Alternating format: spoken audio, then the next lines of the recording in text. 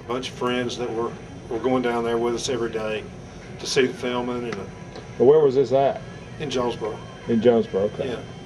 So, nice when I got here. I mean, just real personable.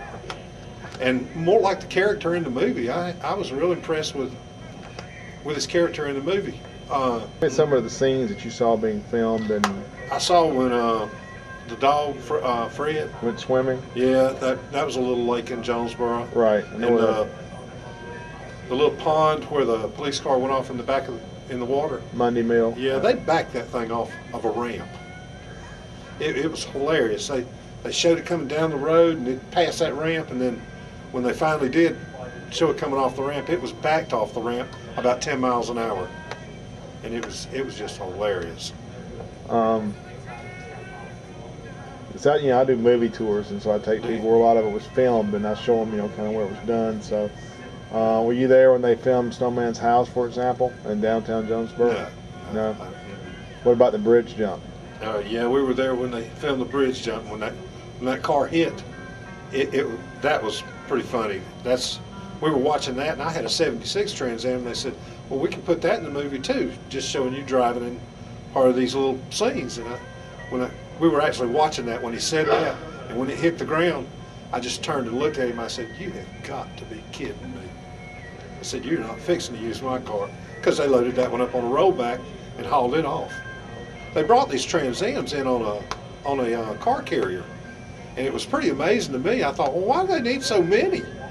And it was pretty obvious by the time they finished shooting that movie why they needed so many. Well, that's probably the most burning question of everybody. How many did you ever see at one time, or do you have any idea how many they had? The only time I ever saw, the most I ever saw in one place off the trailer was 2, but they brought 8 in on a trailer, on a car hauler. And they were all special editions? Every one of them. They were all 77s? Every one of them. Did you ever see a 76 at all? Never. They were all 77. I never saw a 76. And like I say, the pictures, she's probably got more pictures. I think she might have one at the car hauler, because when they first brought them in, they were storing all that stuff out at Lakewood Fairgrounds. And you know, they made this, second one out there? Yeah. And the only part I got to see of that, and I didn't take any pictures, was when they blew up the bridge. The roller coaster. Roller coaster. Yeah, when they went out there and blew that up. We went out there when they blew that up.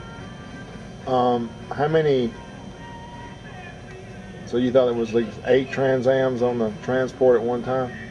So I've heard anywhere between 3 and 13 to 20. All I saw, I saw when they brought the trailer in that they used to haul the beer. Mm-hmm. I saw when they brought that in. The actual Snowman's trailer? Yeah, and then they brought in the car hauler was right behind it, and it had 8 on it. And I didn't see any more. And I mean, as you can see, the truck they used to haul the Snowman's trailer, you see how it's rigged on the back of that. That's Superior Hauling. He sat in that truck, and Superior Hauling drove that thing around on the back of that trailer. Wow. Is that something you didn't know? No, we'll see. And when we saw the movie, I just couldn't believe. I guess the graphics at the time, I just couldn't believe that they could do that, and it sat on the back of that trailer all the time. And I mean, they had it rigged up with all sorts of stuff, cameras everywhere on that thing. And they had one of the Trans Ams rigged up like that. Mm-hmm. And that one Trans Am that was rigged like that made it through the entire movie.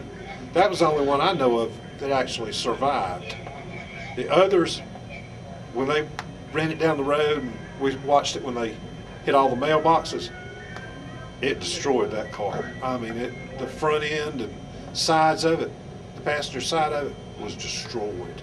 And that was on Monday Mill Road too. Do you know where on Monday Mill that was? Was that before you get to the school, or was that after the school? That's my recollection. It was after the school. Was it headed toward 1941 or headed back the other way? Headed back towards 41. Okay. Where to get rid of this call? We didn't get to see him very much. Talking about Jerry Reed. Yeah, a lot of the cast partied up at a place by the Atlanta Stadium. If I'm not mistaken, it was in a hotel. I think the name of it was the Stadium Club. Yeah, I think I remember that. Yeah. And you know, they'd go up there and have drinks and all. And Jerry Reed was the only one I can ever remember. He never got drunk. He drank with us, but he never showed his butt. And a lot of the cast would be, I mean, stumbly drunk. I don't see how they made it back to the set the next day. But he was just a real nice guy, just real personable. As far as I remember, didn't ever have a crossword to say. And they had a lot of my dad was a Clayton County detective at the time. So, you know, they had a lot of the police down there that I knew were working part-time, just doing security and crowd control, keeping people away. And, you know, at the time, it was a big deal for a movie here in Clayton County, but yeah, a lot of people didn't show up for that. I mean, on a daily basis, you might have 20, 30 people, and on a good day, maybe 60 or 70, but I mean, very rarely was it over 20 people. You know, so I was away at college when they were filming this, and I remember my dad telling me that there was some Burt Reynolds movie that was causing all kinds of traffic and issues and stuff like that. And I didn't really realize until several years ago it was filmed. You know, Jonesboro was Texarkana, you know, but I want to ask you one more thing too about the bridge jump. Was that a one attempt? It was a one attempt.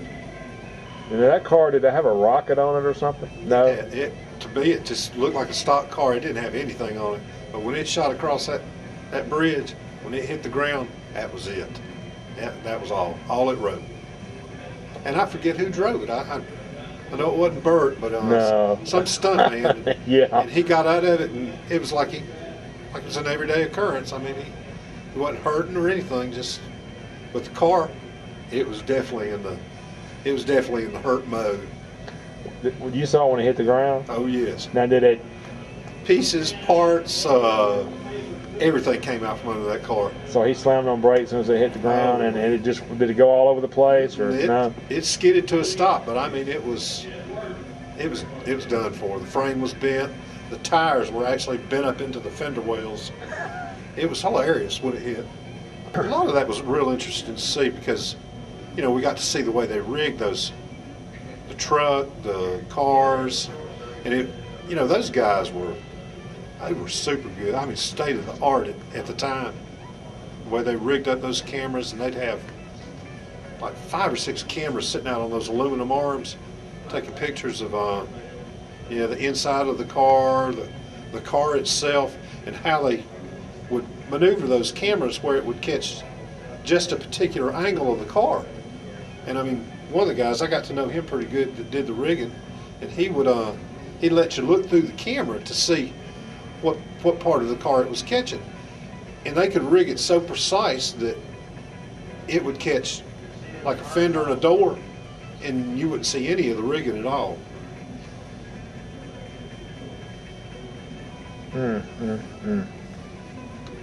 These are all Monday meal.